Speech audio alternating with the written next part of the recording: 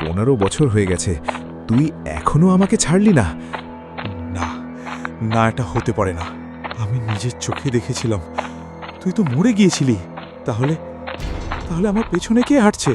না, পিছনে তাকাবি না, দৌড়া, শুধু দৌড়া। না না, এটা হতে পারে না।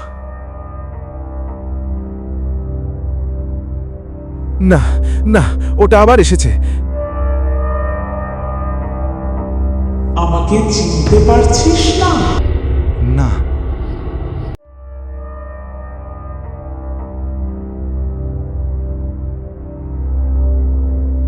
আমি তোদের মধ্যে কাউকে ছাড়ব না। আমি ইচ্ছে করে করিনি, তোর বাবা করতে বলেছিল। তোর বাবা যা বলেছে আমি শুধু তাই করেছি। না। বটগাছের নিচে আজ রাতে বসে আছে নরেন কাকা, রতন আর ভোলা। চারপাশে ঘন অন্ধকার। ভোলা হঠাৎ বলল, কাকা, একটু আগে যে লোকটার কথা বললে, সত্যি কি সে আর ফিরে আসেনি? না। তার লাশও পাওয়া যায়নি? না। রতন অবাক হয়ে বলল, তাহলে গ্রামের লোকজন জানলো কিভাবে যে সে মারা গেছে? নরেন কাকা কিছুক্ষণ চুপ করে রইল। তারপর নিচু গলায় বলল, কারণ 3 দিন পরে সে নিজেই ফিরে এসেছিল। ফিরে এসেছিল? হ্যাঁ। তাহলে তো সে বেঁচেই ছিল। না, যে ফিরে এসেছিল সে আর আগের মানুষটা ছিল না। ঠিক তখনই দূরে কোথাও একটা প্যাঁচার ডাক শোনা গেল। চারপাশের পরিবেশ আরও ভারী হয়ে উঠল। মানে?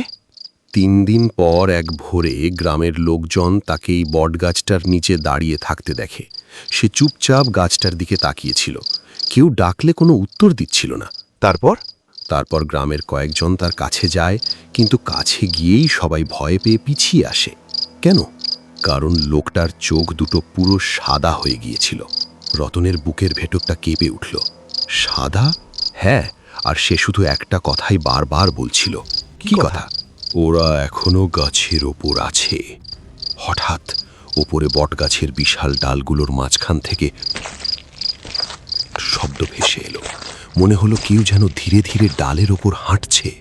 কেউ উপরে তাকাবি না। ভোলা কেঁপে উঠল। কেন? নরেন কাকার কপালে ঘাম জমেছে। সে ফিসফিস করে বলল, কারণ আমি যে শব্দটা শুনছি। কি শব্দ? ঠিক এই একই শব্দ আমি 15 বছর আগে শুনেছিলাম। তারপর নরেন কাকার মুখ ফ্যাকাশে হয়ে গেল। তারপর প্রথমবার আমি ওদের দেখেছিলাম। ডাল থেকে ঝুলে থাকা কালো ছায়াটা ধীরে ধীরে নিচে নামতে লাগলো। চারপাশের বাতাস হঠাৎ অস্বাভাবিক ঠান্ডা হয়ে গেল। ছায়াটা মাটিতে নামার পর কিছুক্ষণ স্থির হয়ে দাঁড়িয়ে রইল। হঠাৎ সে নরেন কাকার দিকে তাকিয়ে কর্কশ গলায় বলল, নরেন, তুই এসেছিস? নরেন কাকার মুখের রং মুহূর্তেই বদলে গেল। রতন অবাক হয়ে বলল, কাকা, এটা তোমার নাম জানে? কাকা। নরেন কোনো উত্তর দিল না। ছায়াটা আরও এক পা এগিয়ে এলো। অনেক বছর অপেক্ষা করেছি। কে তুমি? ছায়াটা ধীরে ধীরে হাসল। আমাকে ভুলে গেছিস? নরেন কাকার কপালে ঘাম জমে উঠল। না না, এটা হতে পারে না। হতে পারে নরেন, আজ সব হিসেব মিটবে। তোরা আমার সঙ্গে যা করেছিলি তার শাস্তি তোদের পেতেই হবে। কাকা, ও কি বলছে? ও কে? নরেন কাকা ধীরে ধীরে মাথা নিচু করল। তার গলায় ভয়ের সঙ্গে অপরাধ বোধও মিশে আছে। কিন্তু ছায়াটা তাকে কথা বলার সুযোগ দিল না। সে হাত তুলে বটগাছের দিকে ইশারা করল। আমি তোদের মধ্যে কাউকে ছাড়ব না, একজনও না। ঠিক তখনই গাছের উপর থেকে ভেসে এলো আরো অনেকগুলো অদ্ভুত হাসির শব্দ। মনে হলো শত শত অদৃশ্য মানুষ একসাথে হাসছে। রতনের বুক ধড়ফড় করতে লাগল। সে চিৎকার করে বলল, কাকা, সত্যিটা বলো, ও কে? নরেন কাকা কাঁপতে কাঁপতে ছায়াটার দিকে তাকালো, তারপর ফিসফিস করে বলল, ও আমার মেয়ে। এই কথা শুনেই চারপাশের সব শব্দ যেন এক মুহূর্তে থেমে গেল, আর কালো ছায়াটা ধীরে ধীরে মাথা কত করে হাসল। হ্যাঁ নরেন, আমি হ্যাঁ নরেন, আমি মালতী বাবা। চারপাশে যেন সব শব্দ থেমে গেছে। রতন অবাক হয়ে বলল, কাকা, এটা কি সত্যি তোমার মেয়ে? নরেন কোনো উত্তর দিল না, তার চোখ স্থির হয়ে আছে ছায়ামূর্তিটার দিকে। তুমি এখনো সত্যিটা কাউকে বলো। কোন সত্যি? মালতীর ঠোঁটে অদ্ভুত হাসি ফুটে উঠল। যে কারণে আমার জীবন শেষ হয়ে গিয়েছিল না। নরেন কাকার মুখ মুহূর্তেই ফ্যাকাশে হয়ে গেল। চুপ কর। আজ সবাই জানবে আমি চারপাশের বাতাস ভারী হয়ে উঠল। রতন আর ভোলা অনুভব করল যেন অন্ধকারের ভেতর আরও কেউ তাদের কথা শুনছে।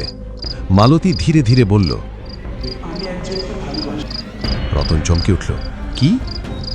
হ্যাঁ, আমি একজনকে ভালোবাসি, আর বাবা সেটা মেনে নিতে পারে। থাম।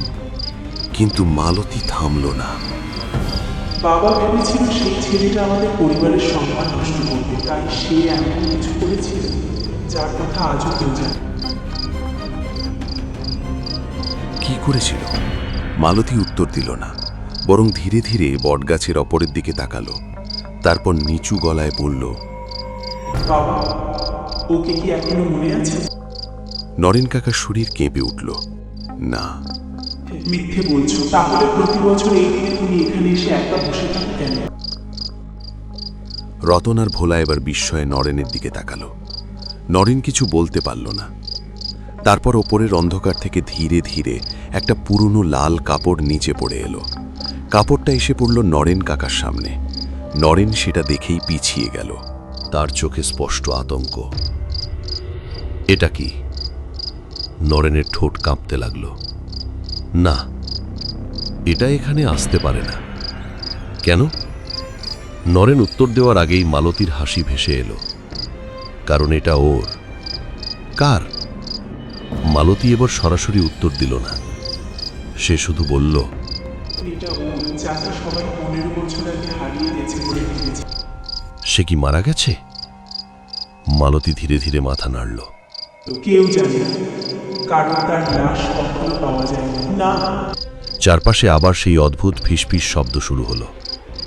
মনে হলো শত শত মানুষ একসাথে একই কথা বলছে। সে ফিরে এসেছে, সে ফিরে এসেছে। নরেন কাকার মুখ সাদা হয়ে গেল। না, এটা অসম্ভব। মালতী এবার অন্ধকারের দিকে তাকালো। এটা অসম্ভব। যদি অসম্ভব হয় তাহলে ওখানে কে দাঁড়িয়ে আছে? রতন আর ভোলা একসাথে ঘুরে তাকালো। বটগাছের পেছনের গভীর অন্ধকারে তখন সত্যিই একটা মানুষের অবয়ব দাঁড়িয়ে আছে, কিন্তু তার মুখ দেখা যাচ্ছে না। শুধু দুটো জ্বলন্ত সাদা চোখ দেখা যাচ্ছে, আর তার হাতে ধরা আছে একটা মরিচা ধরা বাঁশি, যেটা দেখে নরেন কাকা হঠাৎ মাটিতে বসে পড়ল।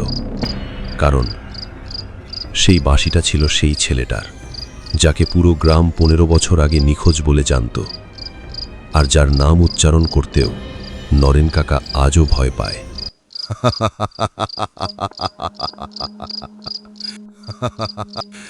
ধীরে ধীরে সেই হাসি আরো জোরে শোনা যেতে লাগলো। কাকা, তুমি হাসছ কেন? নরেন ধীরে ধীরে মাথা তুলল। তার চোখে আর আগের সেই আতঙ্ক নেই, বরং সেখানে একটা অদ্ভুত আত্মবিশ্বাস। সে মালতীর দিকে তাকিয়ে বলল, আমি জানতাম তোরা ফিরবি। মালতীর মুখ মুহূর্তের জন্য গম্ভীর হয়ে গেল। 15 বছর ধরে আমি এই দিনের অপেক্ষায় ছিলাম। কাকা, তুমি কি বলতে চাইছো? নরেন কোনো উত্তর দিল না। গুরুদেব, এবার বেরিয়ে আসুন। গাছের পেছনের গভীর অন্ধকার থেকে ধীরে ধীরে একটা ছায়ামূর্তি বেরিয়ে আসতে লাগল। গায়ে কালো পোশাক, গলায় রুদ্রাক্ষের মালা। তার চোখ দুটো অদ্ভুতভাবে জ্বলজ্বল করছে। রতন আর ভোলার বুক কেঁপে উঠল, কারণ তারা বুঝে গেছে নরেন কাকা আগে থেকেই একজন তান্ত্রিককে ডেকে রেখেছিল।